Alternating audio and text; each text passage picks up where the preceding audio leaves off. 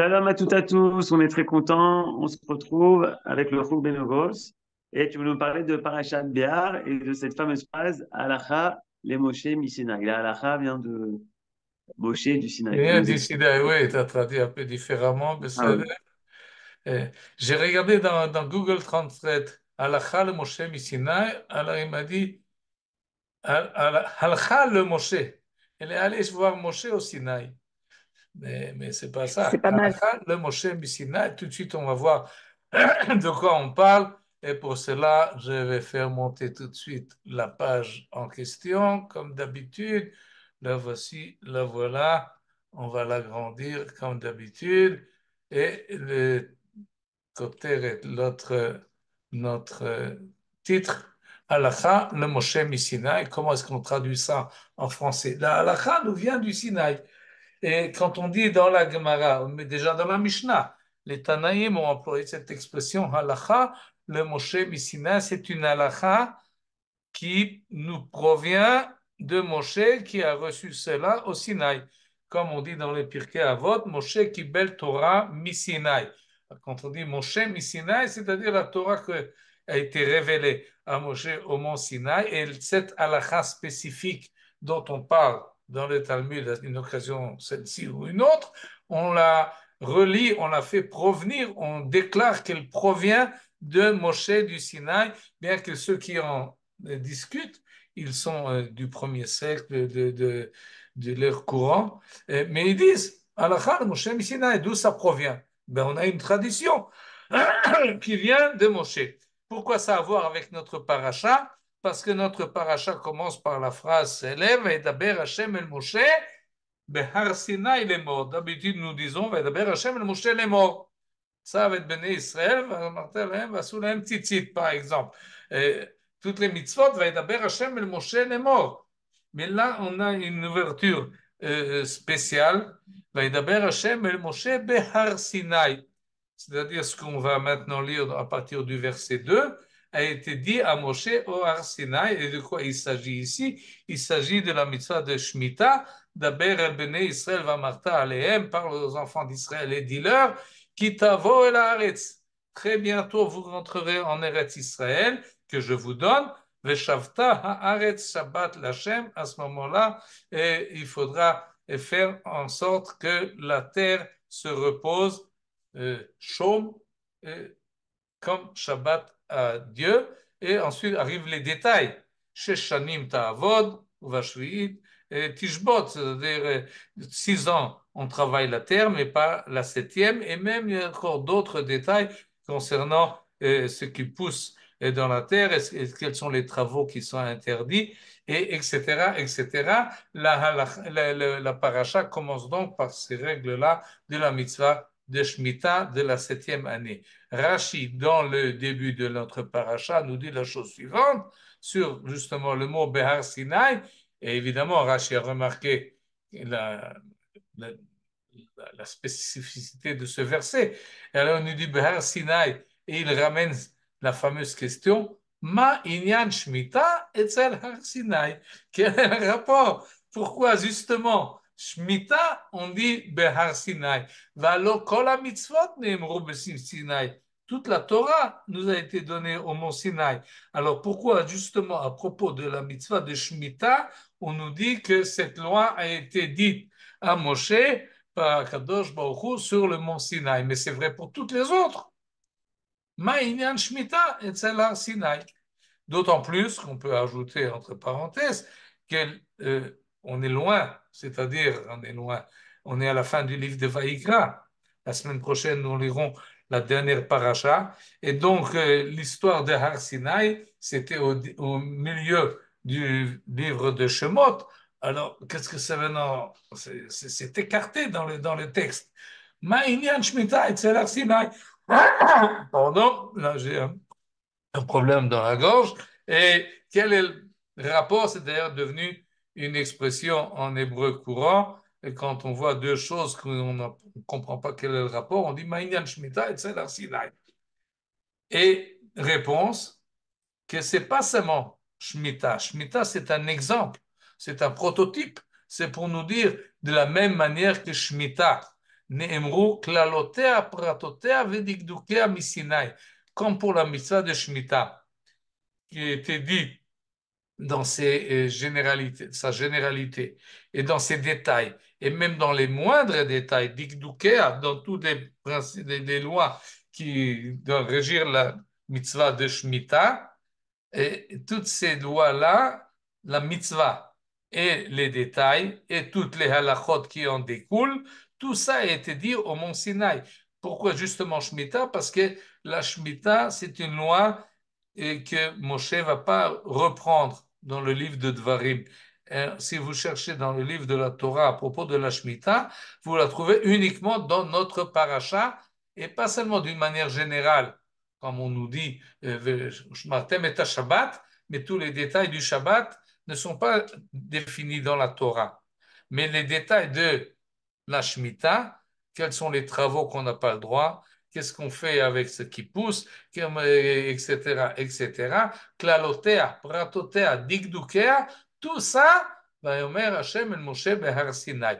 Et comme c'est vrai pour la Shemitah, alors on peut en déduire, c'est vrai également pour toutes les autres mitzvot. Af kulam neemru klalotehen digdukehem misinai. Et ça, c'est rapporté dans Torah de Kohanim, qui est le Midrash Halacha du livre de Vaïkra. Et donc, Rachila nous ramène une idée et une émouna qui est très courante et qu'on peut retrouver souvent chez les Chachamim du Talmud et depuis l'heure jusqu'à aujourd'hui.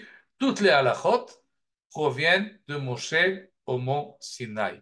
Et à ce propos-là, on va étudier une Mishnah dans Masechet Yadayim. Comme elle est longue, elle va nous prendre l'ensemble du cours d'aujourd'hui. On va étudier une Mishnah, Torah Shebe'al-Peh, qui justement parle de la Shemitah. Elle parle, son sujet, c'est comment faire la Shemitah, qu'est-ce qu'on fait la 7e année. Il y a une question qui s'est posée, et à l'époque des Tanaïm, les sages du 1er siècle se sont posés une question, et on va étudier la manière dont ils vont résoudre cette question-là, et vous allez voir que ça a à voir avec ce qu'on vient de dire ici. Kol apratim neemru le Moshe Sinaï, tous les détails ont été dit à Moshe au mont Sinaï. Alors on va étudier cette Mishnah-là, même la détailler, et vous allez voir de quoi il s'agit exactement. La question est dans la première phrase de la Mishnah. Bo bayom amru Amon ou Moab mahen bashvi'it. Le langage de la Mishnah est toujours très concis. Amon et Moab, que sont-ils au 7e? Évidemment, ça c'est la traduction de Google Translate. Et Bo Bayom, ce jour-là, mais il faut quand même préciser d'abord de quel jour il s'agissait et quelle est exactement la question et de quel jour il s'agissait. Et il y a une histoire qui nous raconte la chose suivante. Rabban Gamliel, une histoire très connue d'ailleurs. Rabban Gamliel, qui était Nessi Israël, qui était le chef du Sanhédrin, le président du Sanhédrin, et c'est lui qui organisait toutes les discussions. Et à son époque, pas tout le monde pouvait participer à la discussion de la halakha. C'était réservé à une certaine élite qu'il définissait de la manière suivante. Mishetocho kebaro yachol leikanes le bet hamidrash. Yavo le bet hamidrash. Peuvent rentrer dans le bet hamidrash pour prendre les décisions et participer à la discussion seulement celui qui est tocho kebaro. Son intériorité correspond à son extériorité. C'est-à-dire, il n'y a pas d'écart entre ce qu'il pense et ce qu'il ressent et ce qu'il dit et ce qu'il fait. Sa ishiyut, sa personnalité est arrivée à une harmonie totale et il n'a pas d'ambiguïté. Et celui-là, il peut participer à la discussion. Donc, en fait, il y avait une sélection. Même si elle s'était auto-sélectionnée, c'est-à-dire qu'avant que je rentre au Beth Midrash, j'ai beaucoup de retenue, je fais une introspection sur moi-même. Est-ce que je suis apte ou je ne suis pas apte? Et si je rentre, j'ai déjà une certaine chutzpah, ce qui a fait que beaucoup de gens, peut-être des chachamim, ont préféré de ne pas participer à la discussion, de rester dehors, jusqu'au moment où est arrivé, là-dessus on ne va pas revoir l'épisode précis en question, mais il y a eu une révolution. C'est-à-dire on a désistionné, a été désisté Rabban Gamliel, on l'a Destitué. destitué Toda, de sa position. On a dit, bon, étant donné, pourquoi? Parce qu'il il y avait une dispute entre lui et Rabbi Yehoshua, et finalement, et Rabban Gamliel était une personnalité très forte et très autoritaire, et justement, ça déplaisait aux autres Chachamim, et ils ont décidé de nommer quelqu'un d'autre à sa place. Celui qui a été choisi, c'est Rabbi Elazar ben Azaria. Et qu'est-ce qui se passe là? Non, je me dérange là avec mon téléphone, il faut que je le ferme entièrement. Voilà. Pardon. Et donc, et ça, c'est Bo Bayom. C'est-à-dire, chaque fois que dans la Mishnah, vous voyez qu'il y a marqué Bo Bayom, ce jour-là, c'est le jour où Rabbi Elazar ben Azaria a été nommé le chef du Sanhedrin. Pourquoi lui? Une autre fois, on en parlera. Mais ce qui est arrivé une fois qu'il a été nommé, c'est qu'il fallait ajouter beaucoup de bancs dans le Beth Midrash parce que cette sélection que faisait Rabban Gamliel a été éliminée et tout celui qui voulait rentrer pouvait rentrer. Et donc, il y a eu beaucoup de Talmidei Chachamim qui sont venus participer à la discussion et beaucoup de sujets qui étaient restés en suspens parce qu'on ne pouvait pas décider avec une stagnation à cause de justement que l'autorité que imposait Rabban Gamliel, la chose était stagnée et on ne pouvait pas prendre de décision. À partir de ce moment-là, beaucoup de questions qui ont été mises en suspens ont été remises sur la sellette et ont été discutées. Et une de celles-ci, Ammon et Moab, Mahen Bashvi'it. Qu'est-ce qu'on fait avec Ammon et Moab à l'année de Shemitah? Maintenant, ça demande également explication. Et pour expliquer ça, je vous présente là ce tableau qu'on comprend de quoi il s'agit. Et là, ce sont les lieux, là, c'est la halachot, et ça, c'est la 7e année. Je vais rentrer dans les détails. L'année, la halakha de Shemitah dont on parle dans notre paracha, c'est ce qu'on appelle mitzvot atluyot ba'aretz.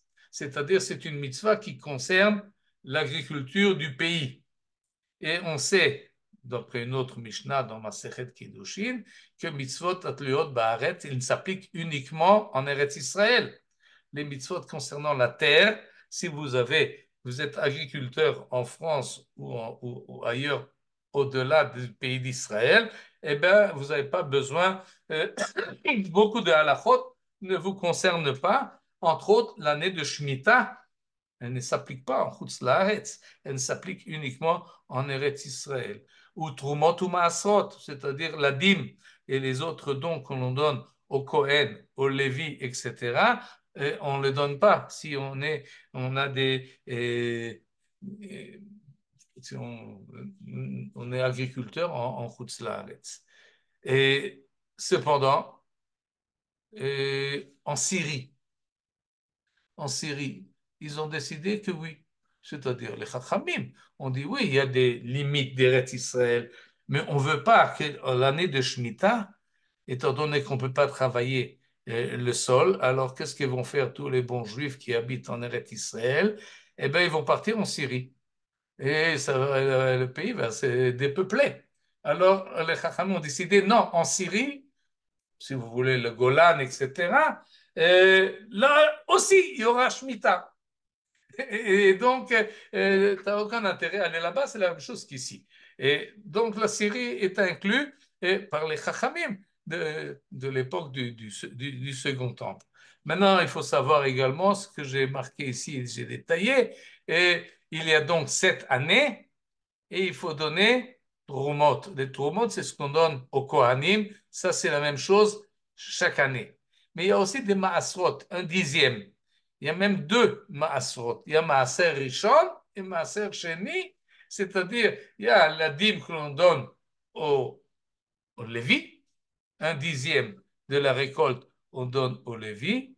Et en plus, il y a ce qu'on appelle Maaser Sheni. Maaser Sheni, c'est-à-dire ce qu'il reste, un dixième de ce qui reste après ce qu'on a donné au Kohen et ce qu'on a donné au Lévi. On prend encore un dixième. Et qu'est-ce qu'on en fait? On monte avec cela à Jérusalem et on mange cela dans les murailles de Yerushalayim. Il y a possibilité de racheter si vous voulez, si vous venez de loin et les fruits risquent de s'abîmer en chemin. Alors vous vendez vos fruits là où vous habitez, vous prenez l'argent avec vous, vous en rachetez à Yerushalayim et là vous faites tout un gueuleton et vous invitez les pauvres et vous invitez toute votre famille et tout le monde est content et tout le monde en profite. Ça c'est et Maaser Sheni, rappelez-vous le terme, le deuxième Maaser. Et ça, c'est vrai pour la première année, dans le cycle des 7, pour la seconde, pour la quatrième et pour la cinquième. Évidemment, pas pour la septième, parce qu'à la septième, on ne donne rien du tout, puisque ce n'est pas à nous, la terre n'est pas à nous, et ce qui pousse n'est pas à nous. Alors, on ne va pas donner. Non seulement cela, mais comme le terrain n'est plus dans ma propriété, tout le monde peut rentrer et se servir tout seul de ce qui y pousse. Donc, l'année de Shemitah, il n'y a pas de tourmente, il n'y a pas de Maasrot en Eretz Israël, on ne donne rien. Mais il y a encore 2 années spéciales, c'est la troisième et la sixième. Vous voyez, ce n'est pas marqué Sheni, c'est marqué Ani. Ani, c'est le pauvre. C'est-à-dire, au lieu de prendre un dixième de la récolte et de l'amener avec nous et la manger à Jérusalem, non, on donne la troisième année, le dixième, aux pauvres. Le pauvre de la communauté, de la région, ou même s'il vient de loin, il sait que j'ai un champ, ou un verger, je lui donne un dixième. Ça, c'est la troisième année et la sixième année. Jusque-là, c'est clair, c'est précis, il n'y a pas de problème. Maintenant, le problème se pose en Babylonie et en Égypte. Pourquoi? En Bavel et Mitzrayim, il y avait un problème, parce que là-bas, évidemment, il n'y a pas de Shemitah. C'est Chutz La'aretz, c'est en dehors du pays. On ne donne pas de Shemitah. Mais déjà à une époque très précoce, les Nevi'im, les prophètes, ont décidé que en Babylonie, on donne Trumot ou Maasrot. Oui, c'est-à-dire, étant donné qu'on est, disons, on peut imaginer, le peuple juif a été exilé en Babylonie à la fin du premier temple. Il est arrivé là-bas, est arrivé les Kohanim, les Lévi'im. Il y en a qui avaient des champs, il y en a qui n'en avaient pas. Alors les Nevi'im ont décrété, eh ben, vous continuez à donner. Continuez à donner aux Kohanim, continuez à donner aux Lévi'im. C'est vrai, vous n'êtes pas en Eretz Israël, mais vous continuez quand même à le faire. On a vu le début de notre paracha, oui, c'est explicite. Ki tavo el haaretz. Ça, c'est clair. En Eretz Israël, on fait la Shemitah. Donc, on ne fait pas de Shemitah en Chutz La'aretz, mais Tumot ou Maasrot, les Nevi'im, les prophètes ont dit, vous faites. Ah bon, alors on donne première année Maaser Sheni, deuxième Maaser Sheni, c'est ce qui nous demande de venir de Babylonie jusqu'à Jérusalem pour manger là-bas à l'époque du second temple, oui, de manger à Jérusalem. C'est un peu, comment dire, aujourd'hui il y a Taglit. Taglit, c'est une association qui fait venir de Chutz La'aretz les jeunes pour qu'ils viennent, on leur paye, pour qu'ils arrivent en Eretz Israël, qu'ils voient comment ça se passe ici. Alors, ce truc-là de Maaser Sheni, eh ben, vous habitez en Babylonie, très bien, mais une fois par an, vous faites du tourisme à Jérusalem, vous amenez ce que vous avez, si vous voulez faire la mitzvah comme il faut. Très bien. Ça, c'est la première année. La seconde, la troisième, c'est pas la peine. Vous donnez ça aux pauvres. La quatrième, la cinquième, vous venez. La sixième, vous ne venez pas, vous donnez aux pauvres. Et la septième, qu'est-ce qu'on fait la septième?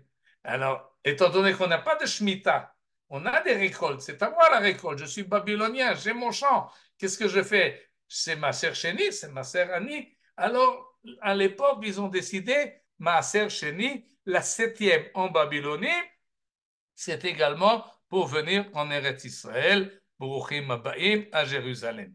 Ça, c'est Bavel. On a été exilés à la fin du premier temple. Plus tard, à l'époque du second temple, il y avait aussi des bons juifs qui habitaient en Égypte. Et on connaît les Philon Alexandroni, comme on l'appelle, et d'autres. Il y avait des communautés juives à l'époque du Second Temple, à la fin, et surtout, mais même de début, et l'Égypte est assez proche. Et donc, on a été décidé là-bas qu'il y ait une Shemitah. C'est l'Égypte, on ne fait pas Shemitah la septième année en Égypte. Non, mais il y a Tourmot ou Maasrot a été décidé, oui, les Égyptiens, les Juifs égyptiens, vous continuerez à donner selon le même tableau que nous avons ici. Ça, c'est une décision des Chachamim. Plus tard, c'est plus les prophètes, c'est les sages. Et qu'est-ce qu'on donne la septième année en Égypte? Maaser Ani. Comme ça, ils ont décidé. Ok, tout ça, c'est très bien. Jusque-là, c'était introduction. La Mishnah se pose, bon, on sait ce que se passe en Eretz Israël, et en Syrie, et en Babylonie, et en Égypte. Qu'est-ce qui se passe en Ammon ou Moab? Qu'est-ce qu'on donne la septième année? Ça, on ne savait pas. Ça, c'est une lacune qui n'a pas été résolue. Or, il y a des Juifs en Ammon ou Moab. Ammon ou Moab, ça se trouve de l'autre côté du Jourdain, ou même au sud de la mer Morte. Vous regardez quand vous êtes à En-Gedi vers l'est, et vous voyez les contrées, vous voyez les montagnes. Mais au-delà des montagnes, il y a Ammon et Moab. Il y avait des communautés juives qui habitaient là-bas. Et alors, bon, on sait qu'on ne donne pas de Shemitah, d'accord, mais yesh Trumot ou Maasrot, il faut donner Trumot ou Maasrot, comme c'est en Égypte, comme c'est en Babylonie, mais on ne savait pas qu'est-ce qu'on fait à propos de la Shemitah, la septième année, qu'est-ce que l'on donne à Maaser Ani ou Maaser Sheni? Ça, c'était la question. Si on vous pose la question, qu'est-ce qu'il faut faire à Ammon ou Moab? Qu'est-ce que vous préférez donner? Maaser Sheni, venir manger à Jérusalem, ou Maaser Ani, et les donner aux pauvres locaux. Ça, c'était la décision. Ça, c'était la question posée dans la Mishnah, Ammon ou Moab, Mahen Bashvi'it. Et la réponse est la suivante. Gazar Rabbi Tarfon, Maaser Ani. Rabbi Tarfon décréta, on donne aux pauvres. Rabbi Elazar ben Azaria a décidé Maaser Sheni, on donne au Maaser Sheni. On a donc une machloket. Rabbi Tarfon dit aux pauvres, Rabbi Elazar ben Azaria, il dit non, pas aux pauvres, tu prends ça et tu viens à Jérusalem. Maintenant, qu'est-ce qu'on fait? Il y en a un dit comme ça, l'autre il dit comme si. Et maintenant, vous allez voir, parce que cette Mishnah-là, elle est très, nous donne l'image de ce qui se passe dans le Beth Midrash. Amar Rabbi Ishmael. Rabbi Ishmael est un peu plus âgé que les deux que nous avons entendus à l'instant, et il semble que c'est lui qui prend les directives de la discussion. Et Rabbi Ishmael dit, Elazar ben Azaria, Alecha Raya Lelamed. Et c'est à toi qu'il incombe d'apporter des preuves que tu as raison.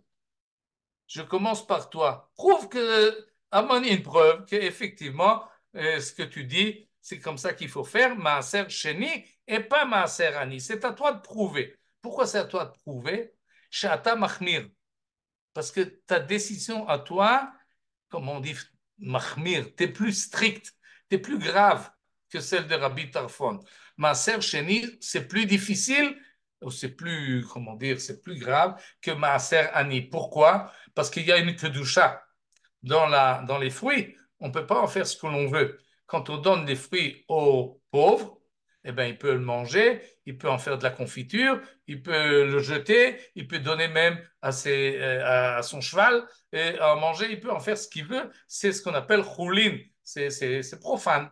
Mais maaser sheni qu'il faut aller manger dans les murailles de Jérusalem, on ne peut pas en faire ce que l'on veut. C'est un homme qui doit consommer cela et pas n'importe où, à Jérusalem. Donc il y a une certaine khumra, il y a là-dessus quelque chose de plus grave qui concerne Maaser Sheni. Ça élève la chose du point de vue spirituel plus haut. Et le principe est important. Kol ha-machmir alav raya lelamed. Celui qui veut faire une khumra, eh bien, qu'il prouve que ce qu'il dit est obligé. Celui qui fait une kula n'a pas besoin de prouver. Celui qui, bon, on prend quand c'est à deux positions, on prend la plus simple à faire. Mais quand tu veux exiger quelque chose en plus, eh ben, tu dois argumenter et tu dois prouver que tu as raison. Et donc, Rabbi Ishmael dit, Rabbi Elazar ben Nazaria, c'est à toi de prouver le bien fondé de ta position. Amalo Rabbi Elazar ben Nazaria, ma pitom. Pourquoi c'est moi? Ishmael Achi, mon frère, Ishmael. Non, c'est pas à moi de prouver. Pourquoi c'est pas à moi de prouver? Ani lo shiniti miseder hashanim. Parce que moi, je n'ai pas changé l'ordre des années. Qu'est-ce que ça veut dire? Ça veut dire, si on reprend, vous voyez là, et deux fois on amène ma sœur Sheni, ma sœur Annie. Deux fois ma sœur Sheni, ma sœur Annie. Donc chaque fois après ma sœur Annie, après la troisième année, c'est Sheni. Après la sixième, ça doit être Sheni. Si je suis l'ordre logique de la série, et donc toujours Sheni, on peut faire deux fois de suite, mais ma sœur Annie, on ne fait qu'une seule année. L'année suivante, c'est toujours ma sœur Sheni. Et donc après la sixième année, à la septième, il faut que ce soit ma sœur Sheni et pas ma sœur Annie. Moi, je suis l'ordre des choses, je suis logique. C'est pas seulement je suis logique, je n'ai rien changé. Ce que je dis, c'est dans l'ordre des choses. Rabbi Tarfon veut changer l'ordre des choses, c'est à lui de prouver. Et là, on a un deuxième principe. Celui, kol ha-meshane, yado ala tartona. C'est-à-dire, il y a une chose qui est établie. Toujours on a fait comme ça. Toujours on fait comme ça. Maintenant arrive quelqu'un et dit pourquoi tu fais comme ça? Tu dois faire comme si. Tu veux changer les habitudes? C'est à toi de prouver que ce que tu amènes est bien fondé. Sinon, on fait toujours ce qu'on a toujours fait. Et ça, c'est un grand principe. Et kol ha-meshane yado ala tartona. Et peu importe si c'est le khumra ou le kula, s'il vient dire quelque chose de plus facile ou de plus grave, celui qui amène une nouveauté, eh bien, cette nouveauté-là doit avoir son bien fondé. Tu ne peux pas amener une nouveauté. Toujours, on a fait comme ça, et maintenant tu veux changer. Je me rappelle, à Strasbourg, est arrivé le Rav Schlesinger à la rue Kageneck. Et les Strasbourgeois peut-être se rappellent également de cet événement. Et dans la rue Kageneck, l'habitude était de sortir le Sefer Torah du Aaron à Kodesh et de le faire circuler dans toute la choule, dans toute la synagogue, pour que les gens puissent s'embrasser. Et arrivé un nouveau rabbin, il dit, qu'est-ce que c'est que ces manières-là de faire circuler le Sefer Torah? C'est vous qui devez aller vers le Sefer Torah, et pas le Sefer Torah doit aller chez vous. Et alors, il voulait que le Sefer Torah va directement là où on lit la Torah, et ceux qui veulent embrasser, ben, qui se déplacent. Et ça fait tout un scandale. Ça fait des générations. C'est pas que c'est plus grave ou moins grave, mais celui qui veut changer une habitude, un minhag, eh ben, qui prouve qu'il a raison. Autrement dit, Rabbi Elazar ben Nazaria dit, moi je n'ai pas changé l'ordre des années, mais Tarfon, mon frère, lui, il change. Alors c'est à lui de prouver. OK. Alors maintenant qu'on a les principes, qui c'est qui doit prouver, eh bien, ils vont prouver tous les deux. Chacun va essayer de prouver ce qu'il a dit. Et vous voyez la preuve de Rabbi Tarfon qui commence effectivement à prouver qu'il a raison. Rabbi Tarfon, il dit la chose suivante, c'est très simple. Mitzrayim, c'est Chutz Laaretz. Ammon ou Moab, c'est également Chutz Laaretz. Ma Mitzrayim, Maaser Ani Bashvit, Af Ammon ou Moab, Maaser Ani Bashvit. Il y a un précédent, comme on dit dans la juridiction. Il y a un cas, on sait. Ammon ou Moab, c'est comme Mitzrayim, c'est comme l'Égypte. Qu'est-ce qu'on a décidé de faire en Égypte? On donne Maaser Ani, on donne aux pauvres. Alors, l'Égypte, c'est à l'ouest d'Eretz Israël, Ammon et Moab, c'est à l'est. Eh ben, mais ils sont tous les deux très proches. Eh ben, tous les deux vont amener Maaser Ani. Je compare très simplement un fait accompli à la nouveauté. Et ce qui est nouveau, eh ben, c'est comme le fait accompli qu'on avait déjà, c'est comme le précédent.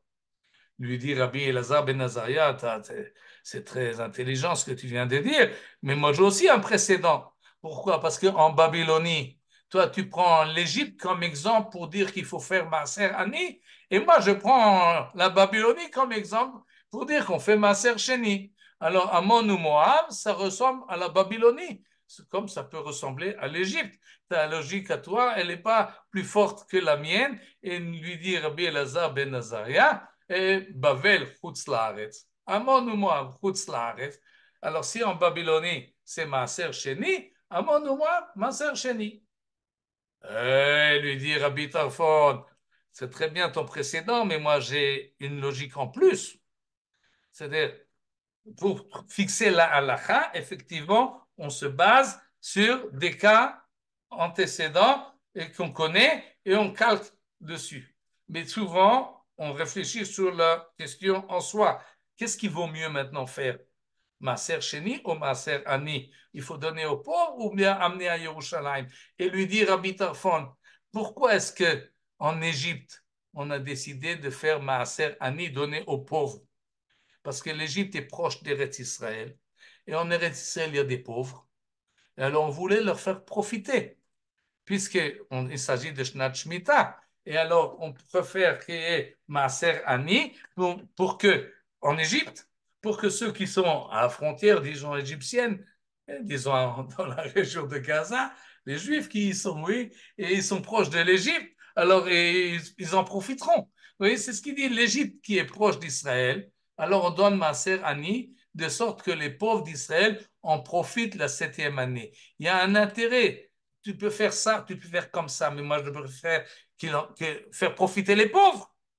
Et comme on a fait profiter les pauvres en Égypte, je fais profiter également les pauvres de Ammon et Moab qui sont proches, et donc les pauvres d'Eretz Israël peuvent passer le Jourdain, ils traversent la frontière et ils reçoivent la 7e année et le Maaser Ani de leurs co-religionnaires qui habitent de l'autre côté. Autrement dit, Rabbi Tafon, il dit, entre ces deux possibilités, je préfère, disons, être plus social et faire profiter de cette dîme les pauvres. Rabbi Elazar lui dit, ça c'est très bien, ton idée est très bonne, mais fais attention. Aré ata kemehanen mamon, ven ata ela kemafsid nefashot. Boum. Tu es comme un trésorier d'argent, mais tu es perdant d'âme. C'est-à-dire, tu leur fais garnir peut-être un peu de fruits qu'ils peuvent avoir, mais tu les condamnes à mort.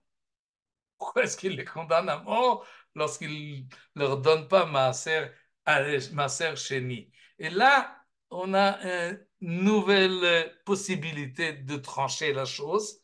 Et ce que fait Rabbi Elazar ben Nazaria, il se base sur des versets.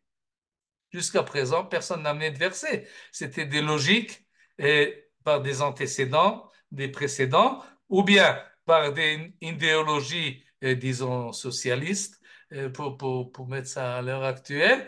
Mais Rabbi Elazar ben Nazaria, il a un verset. Il ramène un verset pour prouver qu'il a raison, mais il ne prouve pas du verset qu'effectivement il faut faire Maaser Sheni. Ce qu'il veut prouver du verset, que grâce au fait qu'on amène Maaser Sheni à Jérusalem, ça va nous faire tomber la pluie et la rosée sur nos champs et on aura donc une bonne récolte. Ce qui empêche d'amener Maaser Sheni, eh bien, ils empêchent, comme ça il dit, tu retiens les cieux de faire tomber la rosée et la pluie. D'où est-ce qu'on a vu que la rosée et la pluie dépendent du Maaser? Eh bien, c'est un verset explicite dans le livre de Malachi, le prophète Malachi, qui était au début du second temple et qui constatait que ceux qui sont revenus pour reconstruire Jérusalem à l'époque du début du second temple, ils sont revenus de Babylonie, et ils ne gardaient pas exactement toutes les mitzvot que le prophète voulait qu'ils gardent, et il les fait leur remontrance. Il dit, depuis toujours, vous êtes déviés de mes voies, de mes lois, et vous ne tenez pas compte de mes mitzvot. Revenez à moi, et je reviendrai à vous. Comme on dit, Shuvu elai, ve'ashuva alechem. Et oui, Shuvu Elai, Ve'ashuva Alechem. Va'amartem Bamen Ashuv. Alors, et vous demandez en quoi? Quel tchouva il faut faire? En quoi il faut faire tchouva? Dis-nous, rentre dans les détails. Alors, il dit, ben, un maaser. La trouma, vous ne donnez pas la dîme, vous ne donnez pas vos dons, ce que vous devez donner aux Kohanim. Et alors, il leur dit, et il fait la remontrante, aviou et kol maaser el beta otsar. Amenez tout ce qui vous apportez toutes les dîmes dans le lieu du dépôt pour qu'il y ait des provisions dans ma maison. Autrement dit, de quel maaser il s'agit ici? De maaser chéni. C'est la dîme qu'on amène à Jérusalem, proche de la maison d'Akadosh Baruch Hu, un lieu de dépôt. D'après le texte, c'est très clair. Aviu et kol maaser el beta otsar, pour faire profiter les Kohanim, et veiller terev beveti pour que la maison de Dieu puisse fonctionner. Et en plus, dit le prophète Malachi, vous pouvez me contrôler et vous pouvez me mettre à l'épreuve à ce propos-là, dit l'Éternel Sebaot. Et si vous amenez votre maasrot, vous remarquerez si je n'ouvre pas en votre faveur les cataractes du ciel, si je ne réponds pas sur vous la bénédiction au-delà de toute mesure. Le texte en ivrite, on le connaît. Varikoti lachem beracha ad blidai. Autrement dit, si vous amenez le maaser chéni, et si vous donnez la trouma, à ce moment-là, je verserai sur vous toute la bénédiction et j'ouvrirai les cataractes du ciel et vous aurez donc une bonne récolte. Dit Rabbi Elazar ben Azaria, tu vois Rabbi Tarfon, Achi, il l'appelle mon frère, parce que sans doute l'ambiance était très fraternelle. Mon frère, si tu leur demandes d'amener directement aux pauvres, eh bien, très bien, tu leur fais profiter, tu es comme un trésorier d'argent, tu distribues l'aumône. Mais moi, je préfère qu'il y ait beaucoup de pluie et qu'il y ait beaucoup de récoltes pour qu'on ne meure pas de faim. Et donc, il vaut mieux faire maaser chéni que de maaser ani. Et là, c'est un argument idéologique, en fait. On a ici, entre Rabbi Tarfon et Rabbi Elazar ben Azaria, et des arguments, un qui est plus socialiste, disons, qui veut qu'on donne aux pauvres parce qu'ils en ont besoin, et l'autre qui est plus spirituel, il faut rapprocher le peuple juif de Jérusalem, du temple, les faire amener une fois par an dans la ville sainte, et là, s'ils amènent cela et ils donnent leur dîme aux Kohanim, aux Lévi'im qui y sont et font vivre les gens qui habitent à Yerushalayim, à ce moment-là, il n'y aura plus de spiritualité, et avec plus de spiritualité, on aura une meilleure récolte. Et donc, c'est deux ambiances différentes, disons, deux manières d'approche différentes, Rabbi Tafon et Rabbi Elazar ben Azaria.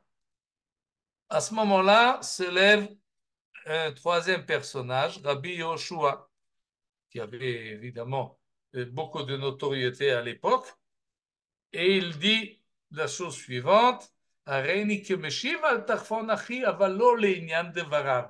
c'est-à-dire, je ne suis pas entièrement d'accord avec mon frère Tarfon, mais je ne suis pas contre ce qu'il dit. C'est-à-dire, sur le vif du sujet, je suis d'accord qu'il faut donner ma sœur Annie, mais pas à cause de son argumentation. Je ne suis pas d'accord avec sa démarche, parce que Rabbi Tarfon a prouvé qu'il faut donner aux pauvres, parce qu'il a un sentiment de compassion envers ceux qui sont dans le besoin. Non, non, non, c'est pas cette manière-là qu'il faut trancher la halakha.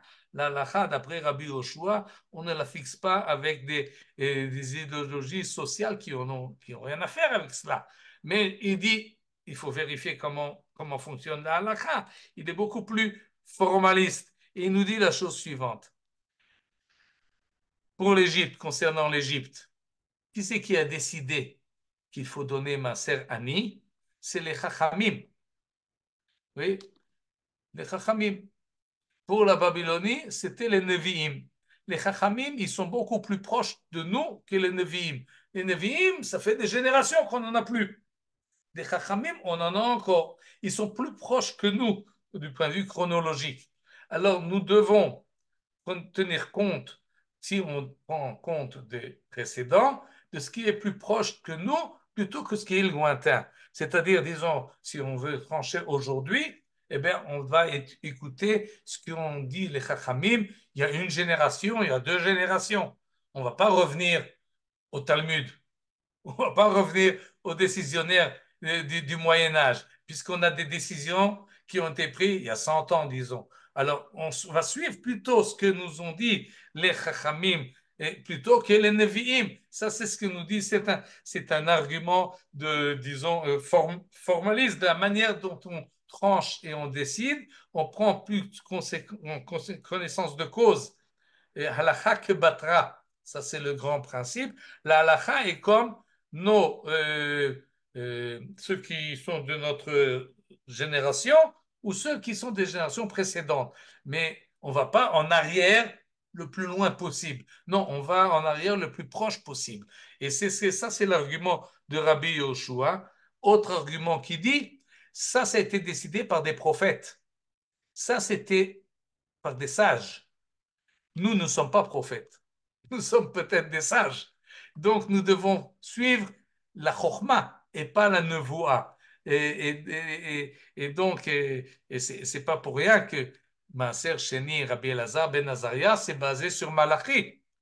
Mais Rabbi Yoshua dit, c'est très joli, c'est très bien ton idée, mais nous allons suivre justement les Chachamim, Mitzrayim Maaseh Zekenim, ou Bavel Maaseh Nevi'im.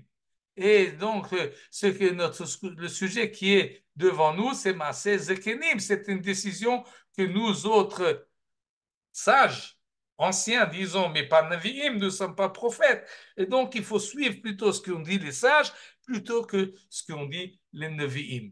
Et donc, vous voyez que dans ce bis de ces discussions-là, on a déjà beaucoup d'arguments, la Mishnah, d'une manière très, disons, originale, nous montre presque le système que la halakha se base pour prendre une décision sur une question qui n'a pas été tranchée. Est-ce qu'on suit un précédent? Quel précédent il faut suivre? Qu'est-ce qui correspond le mieux à notre situation? Qu'est-ce qui ressemble le plus? En plus, il faut voir quelle est l'idéologie qui se cache derrière la décision. Qu'est-ce qu'on sert? Ou plutôt, disons, quelle valeur de la Torah nous mettons en avant? Parce que aider les pauvres, c'est une valeur de la Torah. Rapprocher le peuple juif à la spiritualité de Yerushalayim, c'est une valeur de la Torah. Entre les deux, qu'est-ce qui pèse le plus? Et là, il y a discussion. Et en plus, il y a le système interne de la discussion. Comment est-ce qu'on fixe la halakha, sur qui on se base le plus, les anciens ou les nouveaux, les nevi'im ou les chachamim. Donc, dans cette discussion-là concernant la 7e année, Amon ou Moab, on a presque tous les critères qui sont à la disposition des chachamim pour décider. La discussion a été ouverte. Ceux qui voulaient parler ont parlé, et il y en a qui ne sont pas d'accord sur le vif du sujet, il y en a qui ne sont pas d'accord sur la méthode à employer. Finalement, qu'est-ce qu'on fait? Comment on décide? Nimnu vegamru, conclusion de la Gemara, de la Mishnah, pardon. Nimnu vegamru. Ils furent comptés et ils ont décidé. C'est-à-dire, on lève le doigt, qui c'est qui est pour, qui c'est qui est contre. Comment La est-ce qu'on prend une majorité. décision? En fonction d'une manière qu'on appelle aujourd'hui démocratique, alpi rov, selon la majorité, on prend la décision selon la majorité a voté et la majorité a décidé Maaser Ani Bashvit, Amon ou Moab, Maasrin Maner Maaser Ani Bashvit, et comme ça, cette lacune a été résolue et a été remplie. Dorénavant, ceux qui habitent à Amon et Moab pendant l'année de Shemitah, ils vont donner donc le maaser aux pauvres et ils n'ont pas besoin de venir jusqu'à Jérusalem. Et la chose a été tranchée, comme d'habitude, selon la majorité des personnes présentes. Et l'histoire finit comme ça, mais il y a un événement en plus. Et il y a une conclusion qui vient ensuite. וכשבא רבי יוסי בן דורומסקית אצל רבי אליעזר בלוד, Rabbi Eliezer n'était pas dans le Beth Midrash. Le Beth Midrash est à Yavne. connaissez la ville de Yavne, près d'Ashdod, entre Rehovot et Ashdod, la ville de Yavne. Aujourd'hui, il y a là-bas des fouilles archéologiques. On a retrouvé peut-être même l'enceinte du Beth Midrash, parce qu'il y a comme ça un cycle sur lequel les gens s'asseyaient. Et on vous montre ça dans les fouilles de la ville de Yavne. Et Rabbi Eliezer n'y était pas. Lui, il était à Lod. La ville de Lod, qu'on connaît là-bas aussi, il y a des fouilles que vous pouvez retrouver. En tous les cas, pourquoi est-ce qu'il n'y était pas? Parce qu'il a été mis au banc dans une discussion, autre discussion sur laquelle on ne va pas rentrer maintenant, mais il était trop fixé de sa manière où il voulait fixer la halakha, à tel point qu'il a fait des miracles pour prouver qu'il a raison. Il a fait intervenir la voix divine. On lui a dit, c'est pas comme ça qu'on fixe les halakha. La halakha, comme on vient de le voir, on la fixe d'après la majorité, mais lui, il voulait pas se soumettre à la majorité, alors ils l'ont mis en dehors du Beth Midrash, et donc il n'y était pas. Mais un de ses élèves y était, il s'appelle Rabbi Yossi ben Dourmaskin. Alors il est appelé à Lod, il est voir son maître, Rabbi Eliezer, et il lui demande, dis-moi, qu'est-ce qui s'est passé au Beth Midrash? Ma chidush haya lachem bevet Midrash hayom. De quoi vous avez parlé et quelle était la décision? Mets-moi au courant. Alors il lui dit, voilà ce qu'ils ont décidé. Nimnu vegamru, il lui recite la phrase qu'on vient de voir. Ils ont compté les voix et ils ont décidé qu'à Ammon et Moab, dans l'année de Shemitah, on donne Maaser Ani. Rabbi Eliezer a entendu cette décision et il s'est mis à pleurer. Bacha Rabbi Eliezer. Il était tellement ému, il dit, ouais, c'est pas possible. Et il a entendu toutes les discussions, tous les arguments. Et il s'est exclamé, Sod Adonai lireyav brito leodiam. L'Éternel, ça c'est la traduction du rabbinat, communique ses mystères à ses adorateurs. Yere'e Hashem, ceux qui sont craintifs d'Akadosh Baruch Hu et qui veulent fixer la halakha, Akadosh Baruch Hu leur rentre dans leur tête et leur communique ses secrets. Et finalement, qu'est-ce qu'il veut dire par là? Qu'ils ont discuté,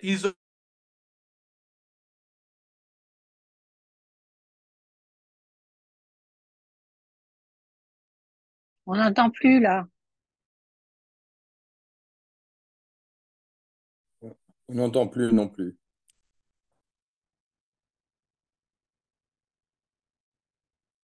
Il faut se reconnecter. Non, je crois qu'il y a eu une coupure là. C'est pas Johan qui dirige là en ce moment.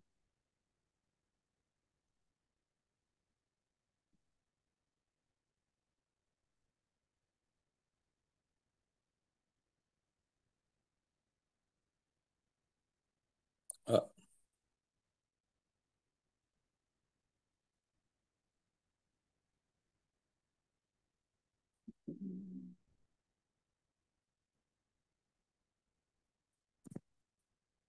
je vais essayer de me reconnecter.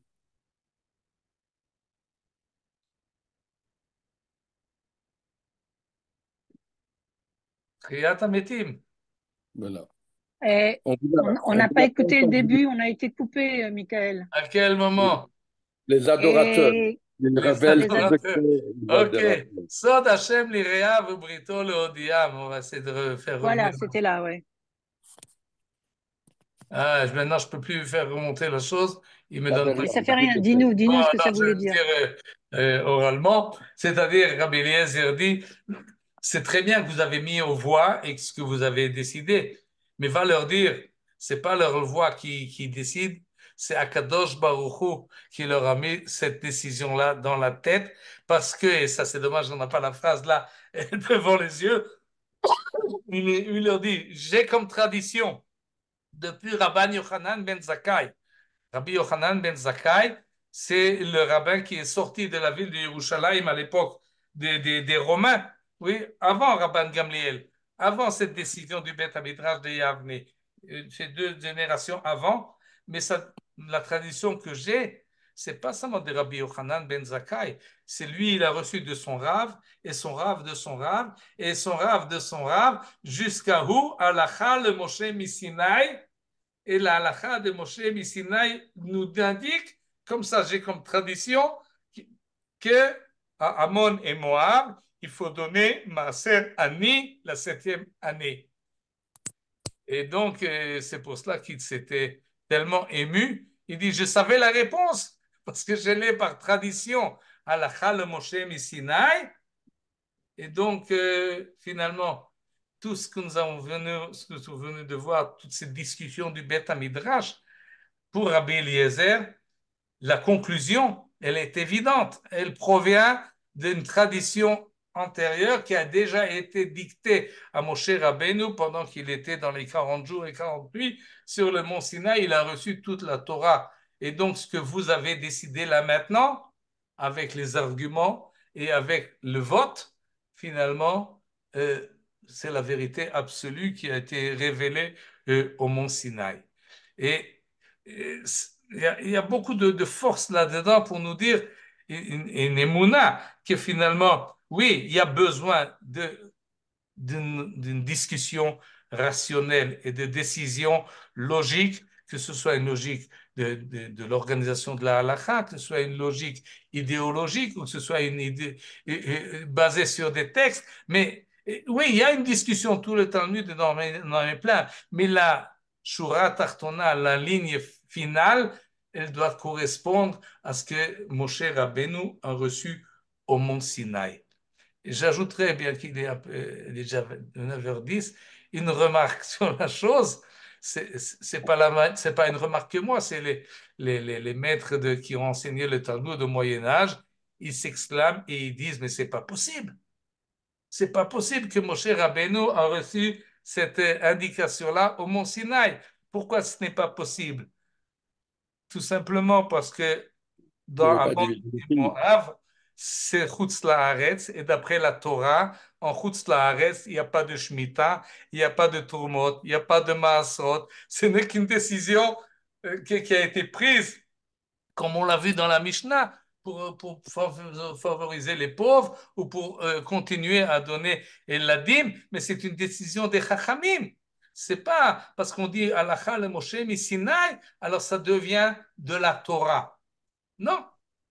Et là, il y a beaucoup de réponses à ce problème qui n'est pas, et il faut bien se dire, quand on dit Halacha le Moshe Misinaï, ce n'est pas une exclamation d'ordre historique. C'est-à-dire, il faut faire revenir la Halacha à l'époque de Moshe et de la sortie d'Égypte. Non, c'est une exclamation idéologique ou plutôt théologique. Ça vient nous dire, nous avons une émouna dans la Torah Sheba'al Peh, malgré son dynamisme, malgré cette manière de fonctionner, que finalement les Chachamim ne sont pas en dehors de la providence divine et les décisions que les Chachamim prennent d'une manière rationnelle, elles correspondent. Comme ça, nous sommes ma'aminim, bnei ma'aminim, elle correspond à une vérité qui se trouve déjà dans la Torah qui a été donnée au mont Sinaï. Et cette manière-là de concevoir les choses a été présentée par beaucoup de penseurs, entre autres le Rav Kook, qui en fait une grande idéologie. Mais ça commence par cette histoire-là, et par cela je finis, cette histoire connue, rapportée dans les Talmuds, que Moshe Rabbeinu lui-même a fermé une fois les yeux et a demandé à Kadosh Baruch Hu, montre-moi ce qui va se passer dans les générations suivantes. Et il est arrivé dans le Rabbi Akiva. Et on l'a assis à la 18e rangée, il a écouté, il n'a rien compris. Alors, il s'est demandé, qu'est-ce que c'est que cette Torah-là? De quoi il parle, Rabbi Akiva? Je ne comprends pas de ce qu'il dit. Mais à un certain moment, quelqu'un lui a posé une question à Rabbi Akiva. Il lui a demandé, d'où tu sais, Rabbi Akiva, ce que tu dis? Et la réponse de Rabbi Akiva était, Halacha le Moshe Misinaï. Et l'histoire nous dit, Moshe était là-bas. Et Moshe a entendu ça et il s'est été rassuré. Pourquoi? Parce alors évidemment, dans ce contexte-là, ça veut dire que finalement, oui, dès le départ, dans la Torah, il y a cette force, cette possibilité de Torah Shebe'al Peh. La Torah est écrite de telle manière qu'elle inclut tout le dynamisme qu'il en ressort et toutes les décisions qui vont être prises, des décisions humaines finalement qui vont en ressortir, mais ces décisions-là sont rattachées d'une manière innée dans la Torah. Et c'est ça ce qu'on veut dire quand on dit Halacha le Moshe Misinaï, tout ce dynamisme-là qui décide en fonction des besoins de chaque génération, elle se trouve inscrite dans la Torah qui a Moi, été donnée. j'ai une petite question, Michael. Quand on dit Halacha les Moshe, ça veut dire que ça vient de Dieu, quoi, en direction de Moshe, et pas Halacha mi Moshe, c'est ça? Oui, on peut Le être pointilleux Lamed. sur la formulation, mais l'essentiel, Oui, c'est l'idée. grammaticalement. Oui, le Moshe Sinaï, comme ça, Oui. oui, qui remonte à Moshe au Sinaï. Ah, oui, d'accord. C'est Moi, je pas croyais que comme... c'était Halacha en faveur de Moshe au Sinaï, puisque c'est Dieu qui lui a Non, non, donné non, la. non, c'est pas en faveur, c'est Ouais. provenance. Non, pour. Comme ça, je le comprends, oui. Non, la provenance, c'est C'est-à-dire, mi. Mais. oui, et d'ailleurs, oui, tout le système est basé là-dessus. C'est-à-dire, il faut réfléchir, il faut argumenter, mais finalement, la décision qui est prise, on la considère comme une vérité absolue, jusqu'à que elle n'est plus adéquate à la situation. Alors on la change, comme les lois de Shemitah ont été changées et ont été élargies à la Syrie et d'une certaine manière à la Babylonie et à l'Égypte et à Ammon ou Moab. Et même quand il y a une lacune, on la complète de cette manière-là. Et finalement, c'est ce que nous remercions à Kadosh Baruch Hu de nous avoir donné une Torah éternelle dans ce sens précis-là. Alors pourquoi il y a tellement de débats talmudiques, pile-poule et tout ça, si on revient vraiment à la source qui est déjà écrite, quoi. Mais parce qu'on ne sait pas qu'est-ce qui a été D'accord. donné au Moshe à Sinaï. Ce qu'on Ouais, sait, on ouais, sait. Mais ce que nous, ouais. mais à Pas une nous, mais certaine enfin époque, les les grands Chachamim ne sages. savaient pas quelle est Ouais, la vérité qu'il faut faire à Ammon ou Moab. Et d'accord, on a ouais. vu les Je arguments, ils comprends. ont essayé de plusieurs côtés à essayer de définir. Finalement, Mm, ça a été mis au vote. Et le vote est ouais. important. Euh, Toda Rabba. Merci beaucoup pour ce Tout. très beau cours, de l'avoir fait vibrer alors que ce sujet semble aride. J'ai noté une phrase, à un moment, vous l'avez dit, Oui, que finalement, on préfère s'appuyer sur des sources ou des autorités plus proches que plus lointaines. oui, Bon, oui. mais aujourd'hui, on peut se demander, enfin, le judaïsme s'appuie beaucoup sur des autorités lointaines et met de côté les autorités proches. Non, non, non, non. Dans le temps. Non, même aujourd'hui, dans le monde de la halakha, en tous les cas, on écoute Oui. plutôt le Rav Ovadia Yosef, disons, que le Rav Yosef Karo. C'est-à-dire, quand on Il y a amène, vraiment des changements de... il y a une continuation, mais s'il y a, et il y a des fois, ça ne convient pas. Et alors, oui, on fixe sur les chachamim plus actuels, plus proches de notre réalité que ceux qui étaient lointains. Évidemment, il y a une continuation et on tient compte, et dans toutes les tchouvot, il faut montrer d'où ça provient. Mais Mais il y a finalement, quand même une adaptation avec les situations. oui, Mais il y a oui, eu justement, c'est pour des... ça que al que batra, c'est un Ouais, principe que Batra. qui a été déjà dans le Talmud. Ouais, que Et Batra. Ouais. al que batra, c'est le dernier. Le dernier a Ouais. raison. Pourquoi il a raison? Parce qu'il se base sur tous les précédents. C'est le plus récent par rapport à nous, quoi. Il y a des exemples comme ça où ça décision a évolué, Ouais, Oui, la pas fin. que des décisions nouvelles, mais que des décisions anciennes ont été remplacées par des décisions plus récentes, ou simplement les décisions plus récentes viennent là où il n'y avait pas non, d'habitude, de décision préalable. souvent, disons que les anciens nous ont donné des principes généraux et nos contemporains sont dans un problèmes spécifiques, beaucoup plus spécifiques.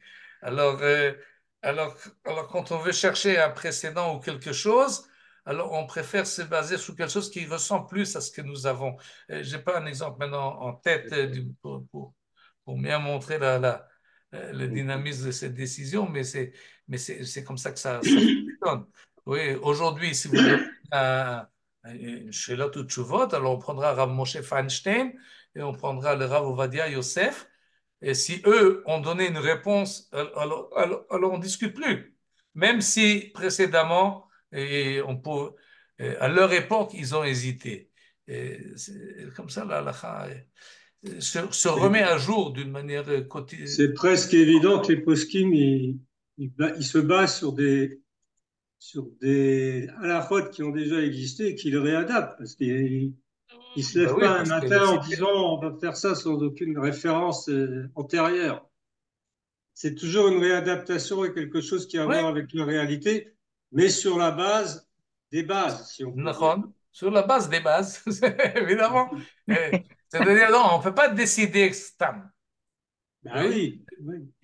On décide sur des antécédents, sur des bases, sur des principes, mais ça, c'est les chachamim qui doivent peser, parce que souvent, c'est contradictoire. Tu as Rabbi Elazar ben Azaria et tu as Rabbi Tarfon.